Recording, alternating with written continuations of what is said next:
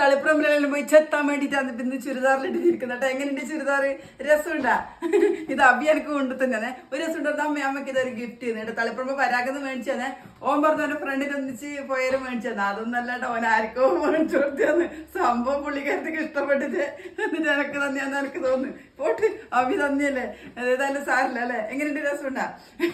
എനിക്കൊന്ന് ടൗണിൽ പോണേ. തളിപ്പുറമ്പില് കുറച്ച് ചില്ലറ പർച്ചേസിങ് ഉണ്ട്, ചെറിയ ചെറിയ പർച്ചേസിങ്. എന്നാ പിന്നെ അബീരെ ഇതന്നെ കാര്യം ഞാനൊന്ന് നിൽക്കട്ടെ. അന്ന് തുടരും സിനിമ കണ്ടേരെ എല്ലാവരും പറഞ്ഞിട്ടാ ഗീതേച്ചി ചുരിദാർ ഇട്ടിട്ട് ഒന്ന് കാണിച്ചു തരുമെന്ന്. അത് അന്നേരം ചുരിദാർ ഇട്ടില്ലേ, ഒരു അജിരക്കിന്റെ ചുരിദാർ. ഇതിനൊരു ഷാളുണ്ട് കേട്ടോ. ഷാള് വേണമെന്നൊന്നുമില്ല, കുർത്തിയായിട്ട് മടിക്കലിടാം.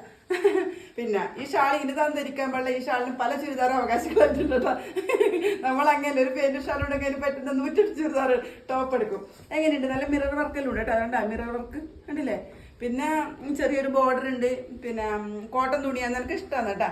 ഒന്നുമില്ലെങ്കിലും ഓൻ എനിക്ക് കൊണ്ടു തന്നതല്ലേ, അതുകൊണ്ട് ഞാനത് സ്വീകരിച്ചിരിക്കുന്നു. പിന്നെ ലേശം വയറലില്ലോണ്ട് ഞാൻ എനിക്ക് അത്രയ്ക്ക് ഷേപ്പൊന്നും വേണ്ട കേട്ടോ. ഞാൻ എനിക്ക് വലിയ ഷേപ്പേ വേണ്ട. ഞാൻ ലേശം ലൂസ് തന്നെയാണ് ഇടല്, കാരണം കുറച്ച് വയറുണ്ട്. പിന്നെ എന്ന് പറഞ്ഞാൽ കഴുത്തെല്ലാം കുടുങ്ങിയ കഴുത്താണ് എനിക്ക് ഇഷ്ടം. ഒരുപാട് പാത്തിയിട്ടോ വൈഡായിട്ടില്ലോ ഒന്നും എനിക്ക് ഇഷ്ടമല്ല. കാരണം ഒരുപാട് ഫാഷനൊന്നും പൊതുവേ ഇഷ്ടമല്ല. ഇങ്ങനെ ഒരു കുടുങ്ങിയ കഴുത്തൊന്നും ചതുരം അടിക്കും, ഇല്ലെങ്കിൽ റൗണ്ട് അടിക്കും. അത് പരത്തി കടിക്കും എനിക്ക് ഇഷ്ടമല്ല.